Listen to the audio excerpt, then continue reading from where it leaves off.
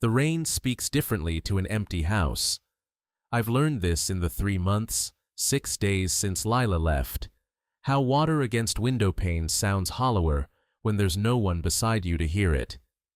Tonight, it taps with particular insistence, as if trying to warn me about something I already know. I found the password this morning. That's not entirely accurate. I found my father's notebook, leather-bound, worn at the edges, smelling of tobacco and thyme, wedged behind the bookshelf where I'd stored it after the funeral. It wasn't the notebook itself that gutted me, but the folded scrap of paper tucked between its pages. My father's handwriting, steady as always. E's account, 1958 Harbor Light number sign, followed by a reminder to himself. Don't tell him unless necessary. Let him forget for a while. I traced the faded ink with my finger. Dad knew me too well, knew I'd need distance from the money after he was gone. The inheritance was substantial, not from wealth, but from decades of careful saving, the disciplined accumulation of a man who grew up with nothing. When he died last year, I couldn't look at the account. It felt too final. Lila had no such hesitation. "We should invest it," she'd said 3 months after the funeral, her voice casual as she chopped vegetables for a dinner I couldn't taste. "Victor says there's an opportunity with the firm. Limited partners only." Victor, her boss. The name that had gradually colonized our conversations over the past year. I don't know, Leah. I'd looked out at the harbor then, visible through our kitchen window, gray waters reflecting grayer skies. Dad wanted it as security, not speculation. She'd put down the knife, turned to me with that smile, the one that had gradually changed from warm to calculating. "Elias, your father wanted you taken care of. This is me, taking care." Her hand on my cheek, cool and certain. "Do you trust me?" I did. Or I thought I did. That was the cruelest part. The house creaks around me now, a symphony of settling wood and memory. I unfold myself from the living room floor, where I've been sitting among scattered photographs and my father's notebook. My joints protest. I've been still too long, lost in the fog of remembering. The clock reads 10:47 p.m. Outside, the harbor lights pierce the darkness in fragmented yellows and whites, blurred by rain and distance. I make my way to the computer in what was once our shared office. Lila's desk remains, stripped of her things, but still positioned exactly as she left it, angled toward the window, as if perpetually seeking escape. My own desk faces the wall, an arrangement she suggested years ago to help with focus. The computer hums to life. I open the banking website and stare at the login screen, cursor blinking. It's been 11 months since I've accessed the account. 8 months since I added Lila's name to it, believing her story about investment paperwork requiring equal account access. 5 months since she began staying late at the office with increasing frequency. 3 months since I came home to find her closet empty and a note on the kitchen counter. I've moved in with Victor. It's been building for a while. You must have known. I've transferred our investments to a safer vehicle. I'm sorry it ended this way. Our investments. A safer vehicle. Such clean, bloodless language for theft. I type in the username and then the password from my father's note. My heartbeat quickens. What if she changed it? What if there's nothing left to reclaim? The page loads. The account still exists. And there it is. The full balance, untouched. $387,425.13. She lied. There was no investment, no transfer. Just a simple, devastating lie, told with the confidence of someone who believed I'd never check. Because why would I? The password was saved only in my father's handwriting, on a scrap of paper in a notebook I couldn't bear to open. Something shifts inside me, like tectonic plates rearranging after an earthquake. Not anger, exactly. Something quieter and more resolute. I once read that betrayal doesn't break your heart at once. It mines it slowly, hollowing you out from within until the structure can no longer support itself. In this moment, I feel the last support beam give way. I create a new account at a different bank. I initiate the transfer. The confirmation appears on screen, and just like that, what was taken is returned. Not with shouting or confrontation, just the soft click of keys in a silent house. My phone lights up. Lila's name appears on the screen. Then again, and again. I watch it vibrate against the desk, her calls coming in waves like the tide. I let them crash unanswered. Outside, the rain continues its steady rhythm against the windows. I close my father's notebook and hold it against my chest. In the harbor beyond my home, a foghorn sounds, low and mournful in the darkness. I think of my father's hands, calloused and steady, writing down that password, protecting me even after he was gone. The hollowness inside me doesn't fill exactly, but it shifts, makes room for something else. Not healing, not yet. But perhaps its precursor, the quiet dignity of reclamation. I walk to the window and look out at the town where I've spent my entire life. Through the rain-streaked glass, I can just make out the warm glow of Margot's bookstore at the corner of Harbor and Pine. I haven't spoken to her since before Lila left, haven't spoken to anyone much, really. But seeing that light, steady in the storm, reminds me that not everything disappears. My phone buzzes again on the desk behind me. This time, a text message. Elias, we need to talk about the money. Now I don't reply. Instead, I watch the harbor lights shimmer through the rain, each one a small defiance against the darkness. Tonight, I'll allow myself this small victory. Tomorrow will bring its own reckoning. But for now, in this moment, what was mine is mine again. And in the quiet of that knowledge, I find a strange and fragile peace. I've slept maybe 3 hours, my body curled awkwardly on the couch because I couldn't face my bed. The phone on the coffee table shows 17 missed calls and 5 text messages, all from Lila. I don't read them yet.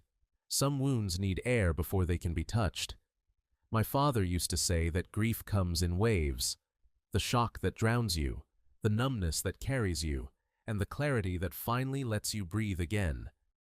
I wonder where betrayal fits into this pattern, if it follows the same rhythm or creates its own terrible music. The last message from Lila arrived at 3:17 a.m. I finally open it. You had no right. That money was going to secure our future. I did everything for us, while you were content to drift. Call me back, or I'll come there myself. Our future. The casual cruelty of that phrase, as if there were still an us to consider, as if she hadn't already chosen a different future with different arms to hold her. I dress mechanically, movements performed from memory rather than intention. The house feels both empty and crowded with ghosts. Lila's perfume lingering in the bathroom cabinet, my father's voice in the creak of the floorboards, shadows of the life I thought I was building. At 9:30, the phone rings again. This time, I answer, but say nothing. Elias? Are you there? Lila's voice, crisp and controlled, with that slight edge I'd come to recognize as her professional tone, the one she used when emotion was inconvenient. I know you can hear me. I remain silent, watching the harbor through the kitchen window. Fine. A short exhale. I don't know what game you're playing, but transferring that money was completely inappropriate. That account was joint property. It was my father's inheritance, I finally say, my voice strange to my own ears. It was never meant for Victor's startup. A pause, just long enough to confirm what I already knew. This isn't about Victor. This is about our financial future. You're being vindictive. How long? The question emerges without my permission, the one I promised myself I wouldn't ask, because the answer wouldn't change anything. Another pause. How long what, Elias? How long were you with him before you left? The silence stretches between us, a chasm too wide to bridge. That's not relevant to this discussion, she finally says, her voice measured. We need to talk about the money. That's all that matters now. And there it is, the confirmation I didn't need but received anyway. Somehow it hurts less than I expected, like pressing on a bruise you've grown accustomed to. No, it isn't. I hang up before she can respond. Outside, the mist has turned the world silver gray, softening edges and blurring distances. I grab my coat and step into it, needing air that doesn't carry echoes. The town is quiet as I walk its streets, hands deep in my pockets, collar turned up against the damp. Most of the storefronts along Harbor Street are empty now, casualties of changing economies and younger generations moving to brighter cities. Mrs. Keller's bakery is still open, as is the hardware store and Margot's bookshop, little islands of persistence in the slow-motion collapse. I find myself drawn to the harbor's edge, where wooden docks stretch into the fog-shrouded water. This place was my childhood kingdom, where my father would bring me after school to watch the fishing boats return. He taught me to read the weather in the waves, to respect the water's indifference to human desire. The sea doesn't care what you want from it, he'd say, his hand heavy on my shoulder. It just is. Remember that when life tries to drown you. I sit on the same weathered bench where he and I would share thermoses of coffee when I was a teenager. His black, mine more cream than coffee. The cold seeps through my jeans, but I welcome it. Physical discomfort is at least straightforward, honest in its intentions. My phone vibrates again. This time, it's a voicemail. Lila's voice fills my ear, sharp and cutting. You always loved being the martyr, Elias. Sitting in that rotting house in that dying town, clinging to memories instead of building something real. I tried to help you become more. I tried for years. And now you're being deliberately cruel by cutting me off like this. If you think this makes you strong, you're wrong. It just proves what I always knew. You'd rather nurse your wounds than heal them. The message ends. I pocket the phone and watch a heron land awkwardly on a nearby piling, its long legs folding like an intricate paper crane. We regard each other for a moment, two creatures alone in the mist, before it takes flight again, disappearing into the gray. I remember Lila in the beginning, her laughter soft and genuine, her eyes bright with possibilities I'd never considered, how she'd trace patterns on my back as we lay in bed, mapping constellations of her own invention. This one's the dreamer, she'd say, connecting freckles with her fingertip, and this one's for fortune. Always fortune with a capital F, as if it were a deity to be courted rather than a circumstance to be weathered. When had her touch changed from exploration to assessment? When had her gaze shifted from seeing me to seeing through me, to whatever lay beyond? I stand, stiff from sitting too long in the cold, and begin walking again. Without conscious decision, my feet carry me toward Margot's bookstore. Through the window, I can see her shelving books, her movements easy and unhurried. Her hair, honey brown with strands of silver she's never bothered to hide, is pulled back in a loose knot. She looks up as if sensing my presence, and our eyes meet through the glass. Her smile is immediate, a reflex of genuine pleasure that makes my chest tighten with its simplicity. I hesitate only briefly before pushing open the door, setting off the small brass bell above it. "Elias Mercer," she says, descending the stepping stool with a book still in hand. The ghost of Harbor Street emerges. I've been haunting the place for a while, I admit, attempting a smile that feels foreign on my face. I know. She sets the book down and studies me, her gaze direct but kind. You look terrible. A laugh escapes me, rusty and unpracticed. Thanks for the honesty. It's my specialty. That, and knowing exactly which books someone needs even when they don't. She gestures toward the back of the store, where two armchairs face each other beside a small gas fireplace. Tea. I nod, suddenly overwhelmed by the simple kindness of being seen. The tea is hot and fragrant, some herbal blend that tastes of autumn. We sit in silence for a moment, the only sounds the occasional turning of pages from the front of the store where a single customer browses. I found my father's old notebook yesterday, I tell her eventually, cradling the mug between my palms, with the password to the account. She nods, waiting for me to continue. She told me the money was gone, invested in Victor's company. The words taste bitter, but less poisonous now that they're spoken aloud. It wasn't. It was just sitting there. She lied. And now? Now it's somewhere she can't access it. Margot considers this, her expression thoughtful. Did it help? The question catches me off guard. What? Taking it back. Did it help with the hurt? I stare into my tea, watching steam curl toward the ceiling. I don't know. Maybe. It felt necessary. Necessary isn't the same as healing, she says gently. I almost married someone once. Did you know that? I shake my head, surprised. Margot has been a fixture in town for as long as I can remember, always seemingly complete unto herself. James Harrington. We were engaged for 8 months. He was brilliant, charismatic, wanted to rescue me from this town. She smiles slightly at the memory. When I found out he'd been sleeping with his research assistant, I cut up every piece of clothing he'd left at my place and mailed them back to him in a box. Did it help? I echo her question. For about 15 minutes. She sips her tea. But revenge, even the quiet kind, is a fast-burning fuel. It doesn't sustain you. This wasn't revenge, I say automatically, though something in me wonders if that's true. It was. I trail off, searching for the right words. Reclamation, Margot supplies.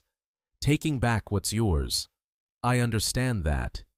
Just be careful you don't confuse the money with what you're really trying to reclaim. Her words settle over me like the mist outside, soft but penetrating. I think of my father again, sitting at the kitchen table every Sunday night when I was a child, meticulously balancing his ledger book by lamplight. A good ledger doesn't lie, he'd say, teaching me to track every cent earned and spent. Numbers tell their own truth if you listen carefully. What truth am I trying to hear in this reclamation? What balance am I trying to restore? My phone buzzes again, the screen lighting up with a text. I glance at it reflexively. If you don't return the funds by Monday, I'll be forced to take legal action. This isn't what either of us wants, Elias. Margot notices my expression. Lila. I nod, showing her the message. Will she really sue you? I don't know. I set the phone face down on the table between us. Maybe. The account was in both our names. But the money was your inheritance. Yes.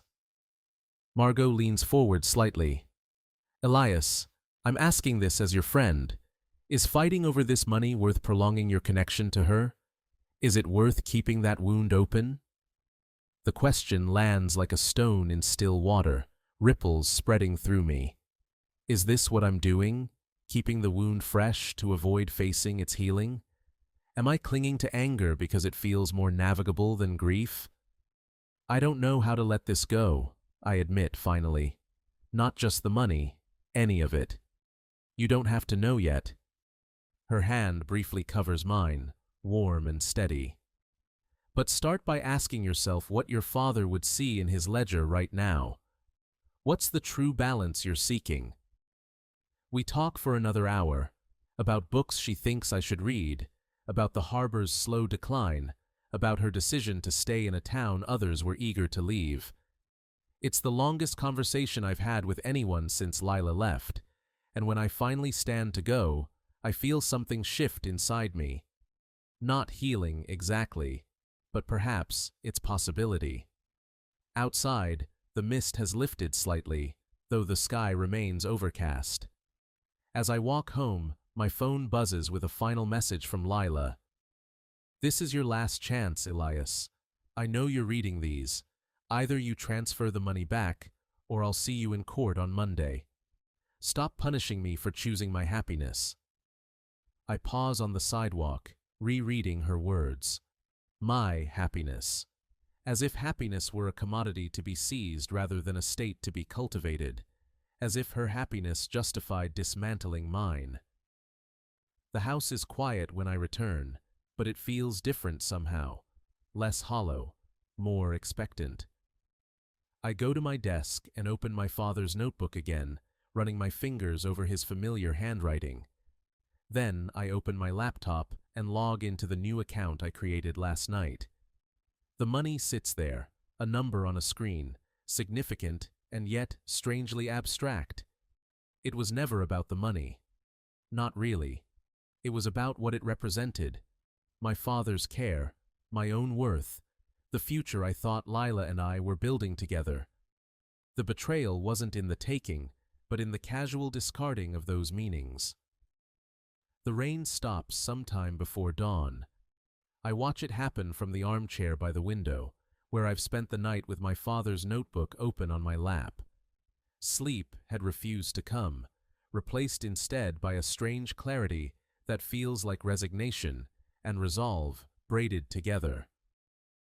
Monday arrives with pale sunlight filtering through thinning clouds. Lila's threat of legal action hangs in the air like the lingering dampness after a storm.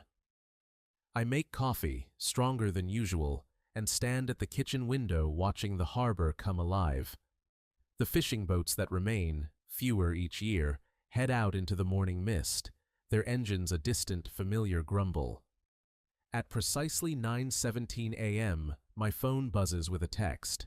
Not from Lila, but from an unknown number. "Elias, it's Victor. Lila's upset. We should talk like reasonable people. Meet us at Harborview Cafe at noon?" My first instinct is to refuse, to let the message sit unanswered like so many of Lila's. But something in me has shifted since the conversation with Margot. The ledger needs balancing, not with money, but with truth. I type back a single word. Fine. The Harborview Cafe sits on the corner of Wharf Street and Ocean Avenue, its windows offering the panoramic view promised by its name. Once the heart of local commerce, the cafe now survives mainly on tourists who come through during the summer months. In late autumn, it's nearly empty. I arrive 15 minutes early, choosing a table in the corner where I can see the door. The waitress, Katie, who has worked here since we were both in high school, brings me coffee without my asking. She doesn't mention Lila's absence, but her expression holds a mixture of pity and awkward sympathy that makes me look away. "Thanks, Katie." I manage a small smile. "Holler if you need anything else."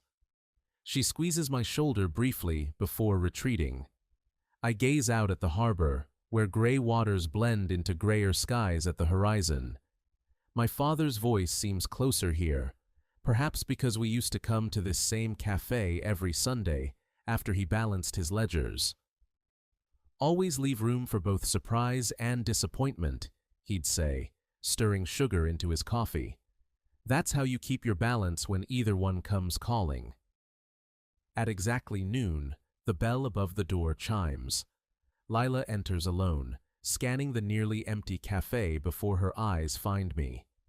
She's wearing a charcoal gray suit that I've never seen. Expensive, sleek, a costume for a role I was never meant to witness. Her hair is shorter now, styled in a precise bob that accentuates the sharpness of her cheekbones.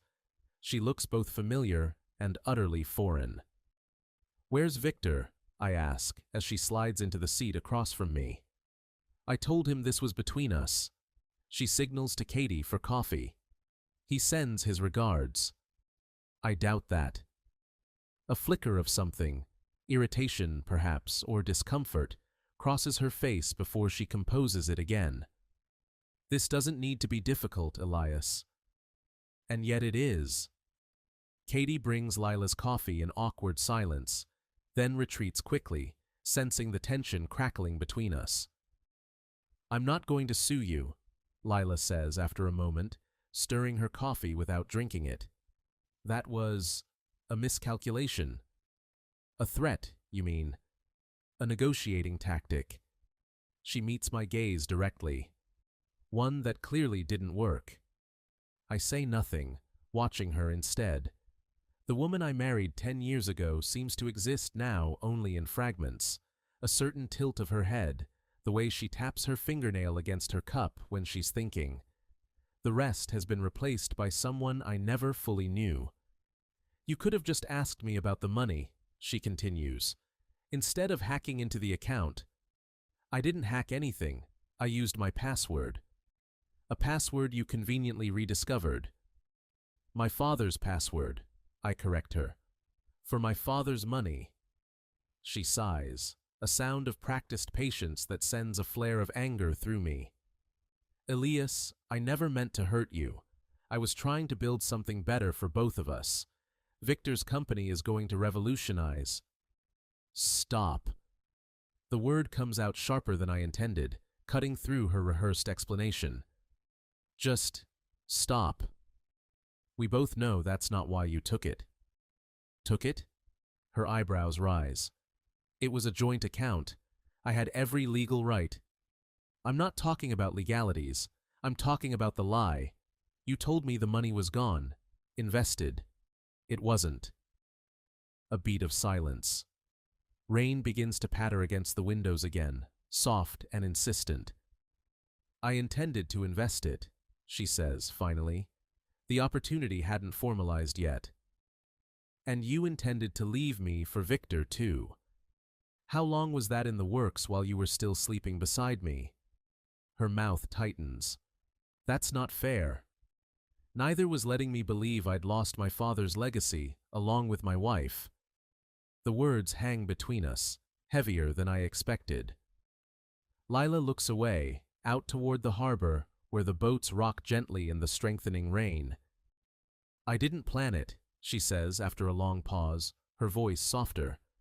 Victor and I, it just happened.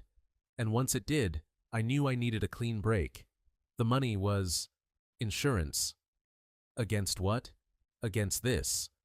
She gestures vaguely at our surroundings. This town. This life. I was drowning here, Elias.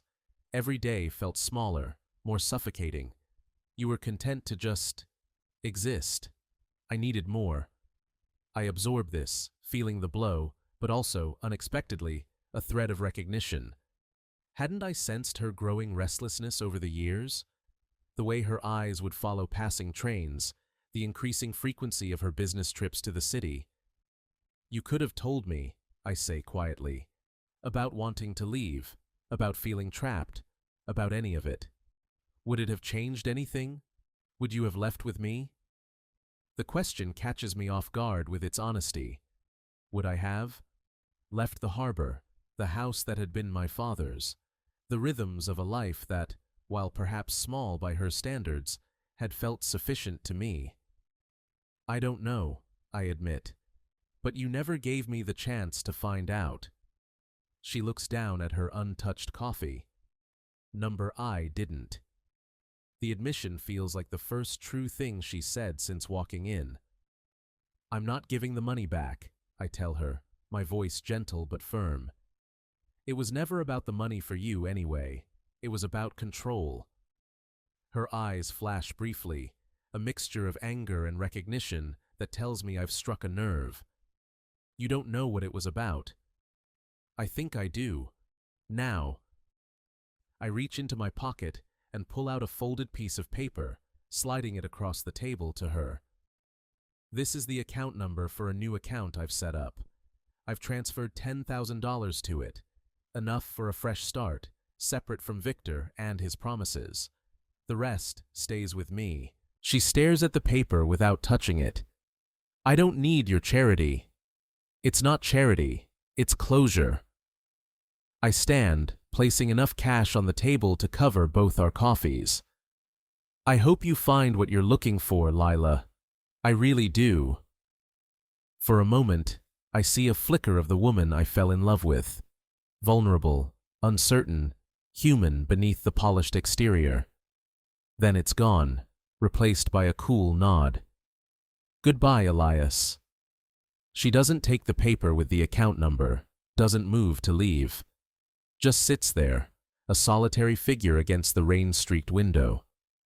Goodbye, Lila. I turn and walk away, the bell above the door marking my exit with a single, clear note. Outside, the rain has settled into a gentle mist again, softening the edges of the town. I walk without destination, feeling oddly weightless. The confrontation I dreaded has left me not with vindication or renewed anger, but with a quiet sadness tinged with relief. My feet carry me to the harbor's edge, to the small fishing pier where my father and I used to sit. The wooden planks are slick with rain, but I make my way carefully to the end, where the water stretches gray and endless before me. I pull my father's notebook from my jacket pocket. The leather is worn soft with age and handling, the pages yellowed at the edges. I open it to the back, where he kept his most important notes: birthdays, anniversaries, passwords for accounts. His handwriting, steady and practical, stares back at me. A good ledger tells the truth. From another pocket, I take a pencil, and on the last blank page, I write, November 11th, 2024. The ledger is balanced. I close the book and tuck it safely away. The mist has begun to lift, patches of blue appearing between clouds. I check my watch, just past 1:30 p.m. The small cemetery where my father is buried lies on the hill overlooking the harbor. I have time to visit before the day ends. The cemetery is empty when I arrive, the grass still wet from the morning's rain. My father's grave is simple, a gray stone marker with his name, the dates of his birth and death, and the words he chose himself. The sea remains. I kneel beside it, placing a hand on the cool stone. I think I understand now, I tell him, my voice quiet in the stillness. About ledgers, about balance. I leave the small stone I've carried in my pocket, a smooth piece of sea glass my father had given me when I was a child. For when you need to remember that even broken things can become something beautiful, he'd said. As I walk back down the hill toward town, I see Margot's bookstore, its windows glowing warm in the fading afternoon light. Without conscious decision, I find myself crossing the street toward it. The bell chimes as I enter. Margot looks up from behind the counter, her smile immediate and genuine. Elias, she says, a question in my name. I saw her, I tell her simply. And the ledger's balanced. She studies me for a moment, her eyes searching mine. Whatever she finds there seems to satisfy her, because she nods and gestures to the back room. I just made tea. We sit in the two armchairs by the fireplace, mugs cradled in our hands, and talk about nothing important. New book arrivals, the weather, the fishing season. As the light outside fades to dusk, Margot reaches across the small table between us and places her hand over mine. The touch is brief but steady, asking nothing, offering only presence. Stay for dinner? She asks.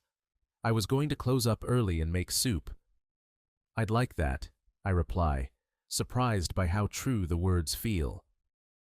Outside, the harbor lights begin to flicker on, small beacons against the gathering darkness. The fog that has surrounded me these past months hasn't disappeared entirely. Grief and betrayal leave their own weather patterns that take time to clear. But for the first time since Lila left, I can see beyond it to the possibility of shores not yet visited.